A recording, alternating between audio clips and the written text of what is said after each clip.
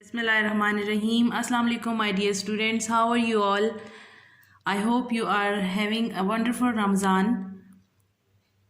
Let's start our poem. Please open page number 2. We have already done the first stanza and today we will start the second stanza. This was a story of a mother who is addressing her son and she is advising him to never give up. This is a story of a black mother whose life was full of sufferings and miseries, and now she is still hopeful and she is saying her son to never give up. The poem is an optimistic poem in which she is having a miserable and a very tragic life, but still she is going on. So let's start the second stanza. But all the time I's been a climbing on and reaching landings and turning corners and sometimes going in the dark where there ain't been no light. अब यहाँ पे वो अपने बच्चे को दोबारा से इस बात की नसीहत करती है कि सारा टाइम जब भी मैं जा रही थी लाइफ मेरे लिए आसान नहीं थी। वहाँ पे सारा टाइम मेरे पास जब भी मैं चाहती थी कि मैं आगे जाऊँ, बट ऑल द टाइम यानी सारा time I is been a climbing on यानी मैं फिर भी चढ़ती गई। पिछली स्टैंजा में बताया हुआ है कि मेरे पास लाइफ जो थी वो एक क्रिस्टल स्टेयर की तरह नहीं थी कि मैं आसानी से उस पर चढ़ के चली जाऊं, बल्कि उसके अंदर टैक्स थे, स्प्लिंटर्स थे, यानी हर तरफ के कांटे थे जिनसे मेरे पाँव जो थे वो ज़ख्मी हो गए थे, लेकिन फिर भी मैं आगे बढ़ती रही। I'se been a climbing on, I'se का मतलब है कि मैं, फिर भी आई हैव बीन, फिर भी मैं जो हूँ, क्लाइंबिंग में चढ़ती गई, क्लाइंबिंग का मतलब है मैं फिर भी जाती रही, गोइंग ऑन यानी आई वॉज गोइंग ऑन, मैं फिर भी जाती रही। एंड रीचिंग लैंडन्स, और यहाँ पे ऐसे लेवल आ गए थे जहाँ पे एक जैसे आप सीढ़ी चढ़ रहे होते हैं तो ऊपर दूसरे लेवल पे जब हम जाते हैं तो वहाँ पे हम देखते हैं कि मूव हो जाता है और वहाँ पे अक्सर बैठने की एक जगह होती है जहाँ पे हम मुड़ जाते हैं और बैठ जाते हैं। लैंडन्स का मतलब है जहाँ पे ठहर जाते हैं, यानी लाइफ में उसने ऐसा टाइम भी आया जहाँ पे वो थोड़ी सी ठहर तो गई थी, लेकिन उसके बावजूद यूं ही आगे जाती थी। एंड टर्निंग कॉर्नर्स, और उसके बाद टर्निंग कॉर्नर्स भी आ जाते थे जहाँ पे वो थोड़ा सा रेस्ट कर लेती थी, लेकिन फिर भी वो रुकती नहीं थी, वो आगे बढ़ती रही। And sometimes going in the dark, और बाज़ दफ़ा चलते चलते बिल्कुल अंधेरा हो जाता था, लेकिन फिर भी वो हिम्मत नहीं हारती थी। Where there and be no light, लेकिन जहाँ, क्योंकि वहाँ पे किसी किस्म की कोई लाइट नहीं थी। अब यहाँ पे लाइट का इन्होंने यूज़ किया है कि वहाँ पे कोई होप नहीं थी, यानी ज़िंदगी में चलते चलते वो ऐसी दुश्वार जगहों से गुजरी कि जहाँ पे उसको आखिर में ऐसा महसूस हुआ कि अब तो कोई होप ही नहीं है, मेरी लाइफ में किसी भी किस्म की कोई भी खुशी नहीं है, तकलीफ़ें ही तकलीफ़ें हैं, लेकिन इसके बावजूद वो आगे बढ़ती रही। अब ये सेकंड स्टेंजा में यहाँ पे मिजरीज़ बताई हुई हैं कि लाइफ में किस किस तरह से उस माँ ने तकलीफ़ें गुजारी, उसको मुख्तलिफ़ किस्म की मुश्किल हालात का सामना करना पड़ा, लेकिन उसके बावजूद भी वो हिम्मत ना हारी और आगे बढ़ती रही। सो boy don't U turn back, तो वो अपने बेटे को फिर दोबारा से नसीहत करती है कि तुमने वापस नहीं जाना। Don't you set down on the steps cause you find it's kinder hard, don't you fall now, for I's still going, honey, I'll still climbing, and life for me ain't been no crystal stair. So this is the end of the poem. इस last stanza में वो अपने बेटे को advice करती है कि बेटा तुम कभी भी लाइफ में वापस मुड़ के मत देखना। Don't U turn back, don't you sit down on the steps, और तुम आके सीढ़ियों में रास्ते में कहीं बैठ ना जाना कि बस तुम्हें पता चल रहा है कि अब आगे तो बहुत मुश्किल कांटे वाली जो है रास्ता है, तो मैं तो बस अब आगे नहीं जाता, मैं नहीं आगे बढ़ता। जैसे हम लाइफ में किसी वजह से नाकाम हो जाते हैं तो इसका ये मतलब नहीं कि बस हम नाकाम हो गए, अब हमारी लाइफ ख़त्म हो गई।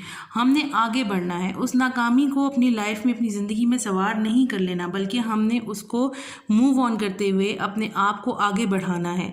ये वही हिम्मत है जो ये माँ अपने बेटे को दे रही है कि तुमने ख़त्म नहीं हो जाना कि बस ज़िंदगी ख़त्म हो गई है, बल्कि cause you finds it's Kinder hard, inter का मतलब होता है काइंड ऑफ, यानी अगर तुम्हें लगता है कि तो बहुत मुश्किल है और तुमको बस मैं तो अब आगे ही नहीं बढ़ूँगा, तो ये तुम्हारी गलती है। नहीं, तुमने आगे बढ़ना है।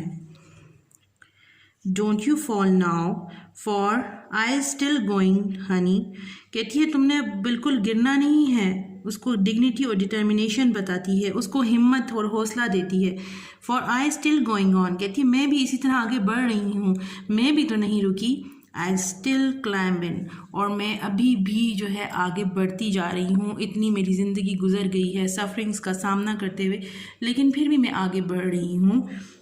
And fly for me and be no crystal stair, और ये जो है ये लाइन दोबारा रिपीट हुई है जो हमने फर्स्ट में भी स्टैंजा में भी पढ़ी थी कि life for me and be no crystal stair, यानी मेरे लिए ये ज़िंदगी एक आसान सी क्रिस्टल से बनी हुई सीढ़ी की तरह नहीं थी जिस पे आप आसानी से स्मूथली जा सकते हैं, बल्कि मेरे लिए लाइफ कांटों से बड़ी हुई थी। उसमें हर तरह की तकलीफ़ें थी, मुश्किलात थी, लेकिन मैंने उसको बहादुरी से झेला और आगे बढ़ती रही। और अब तुम्हारी लाइफ में तुमने भी इसी तरह आगे बढ़ना है।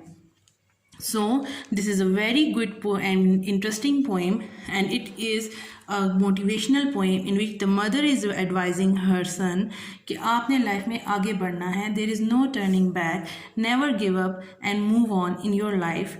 तो आपके लिए ये आपकी ज़िंदगी में भी जो है ये पोएम एक मोटिवेशनल पोएम है जिसमें आपको ज़िंदगी में आगे बढ़ के हिम्मत दी जाती है कि अगर कभी लाइफ में कोई भी ऐसा टाइम आता है जहाँ पे आपको लाइफ में कोई भी प्रॉब्लम्स आते हैं या सफरिंग्स आती हैं, तो इसका ये मतलब नहीं है कि आप अपनी ज़िंदगी में हिम्मत और हौसला हार दें, बल्कि आपने लाइफ में आगे बढ़ना है, हिम्मत करनी है और अपनी उन तमाम मुश्किलों पर काबू पाते हुए उनसे आगे बढ़ के आपने ज़िंदगी में कामयाबियाँ हासिल करनी है।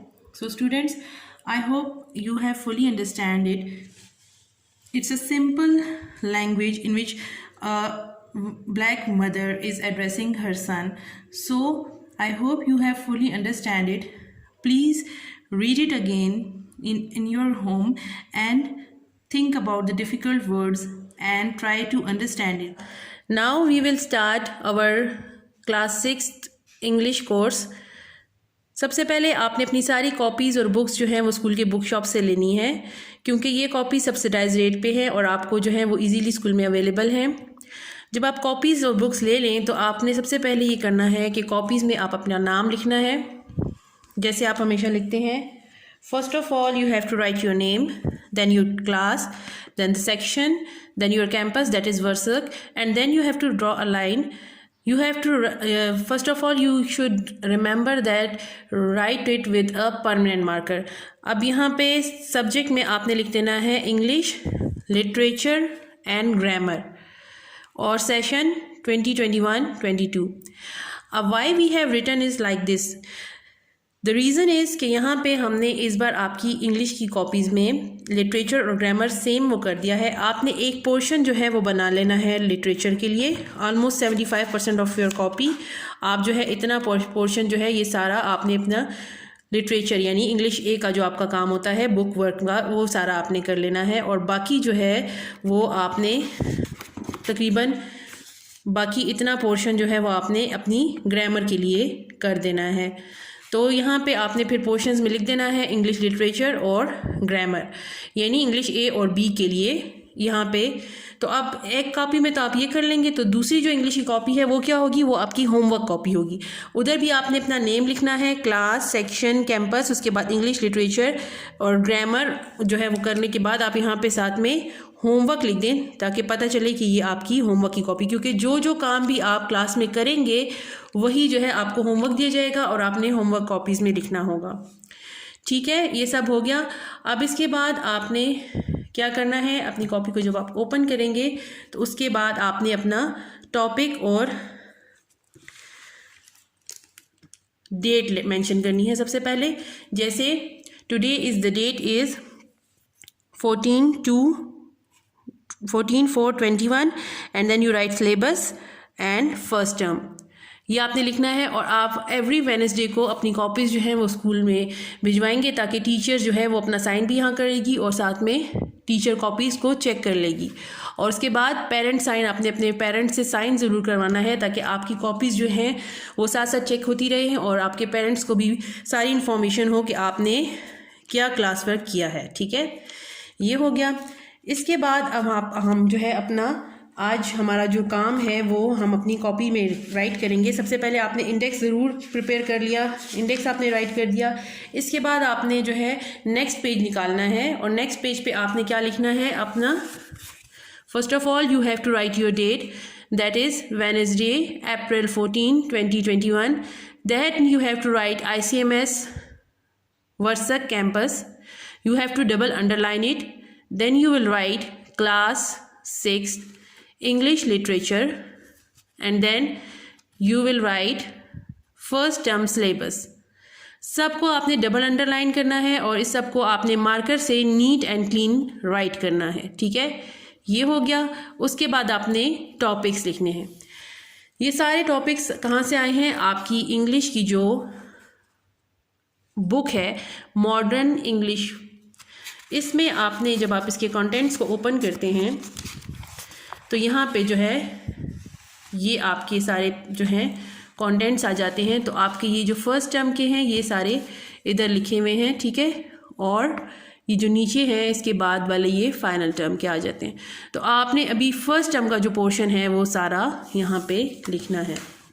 उसमें क्या क्या है? उसमें है mother to son, this is a poem. Then Nicobobinus, the ransom of red chief, the old brown horse, the explorer, the poem and at the end comprehension. ये सारा वर्क आपका क्या है? आपका फर्स्ट टर्म सिलेबस है। So this is all for today. I hope आपको सारी बात समझ आ गई होगी। आपने इस तरह नीट एंड क्लीन तरीके से लिखना है। At the end you have to draw the end line as well and you have to draw the margin line as well. आपका काम नीट एंड क्लीन कॉपी में होना चाहिए। इंशाल्लाह ये कॉपी जो है वो एवरी वेडनेसडे को चेक की जाएगी ताकि आपका काम जो है वो साथ साथ मेंटेन रहे। See you in the next video. अल्लाह हाफिज़।